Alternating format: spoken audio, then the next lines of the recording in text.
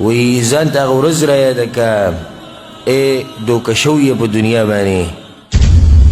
ای په دنیا باندې دوکه شویه ځان ته هغه ورځ رایاده که په کومه ورځ چې به د اسمان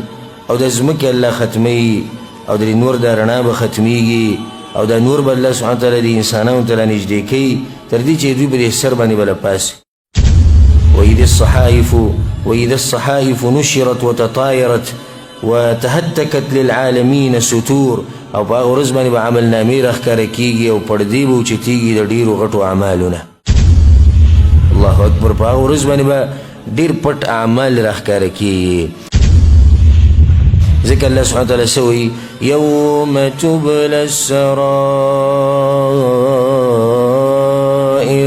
الله يبا ورځ به پټې خبرې راښکاره کړي په سینو کې دننه څه دي هغه به الله راښکاره کوي ما ته چې د شپې کوم ګناهونه کوو دا به الله راښکاره کوي کوم چې موږ په پټه د خلکو نه کړي دي چا لیدلي نه یو هغه به الله راښکاره کوي د هر سبب هغه ورځ راښکاره کېږي نو شاعر وایي ځان ته دغه ورځ رایاده کړي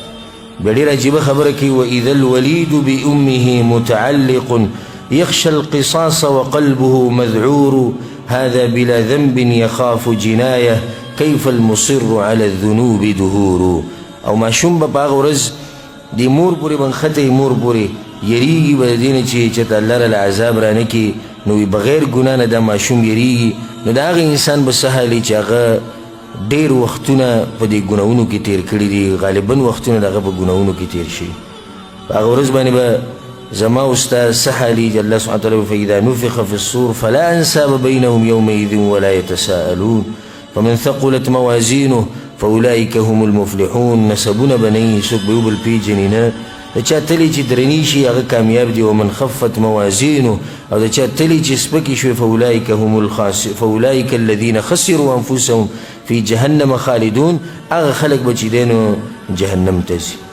الله وی تلفح وجوههم النار وهم فيها كالحون دا اور به د مخ ته رارسي دومره زورور اور به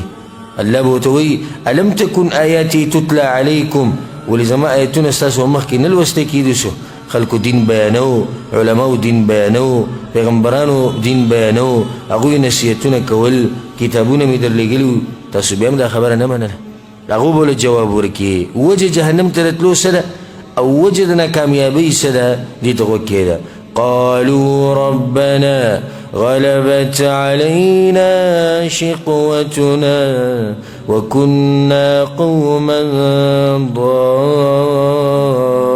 ضالين يلا وي نور سنوخو بدبختي ربنا غالبا شي في انسان بدبختش او د اخرت هغه جونې ته به وبرباد شي نو بیا به الله تسوي ربنا أخرجنا منها فإن عدنا فإنا ظالمون ويلا منغا واپس کړي دنیا ته که بیا چې ته موږ دې ګناهونو ته راواپس شو نو بیا خو موږ ظالمان یو موږ ګناهونه نه کوو موږ به څنګه چې ته وایې داسې ژوند به تېرو خو موږ یو پیر دې جهنم نه راوباسه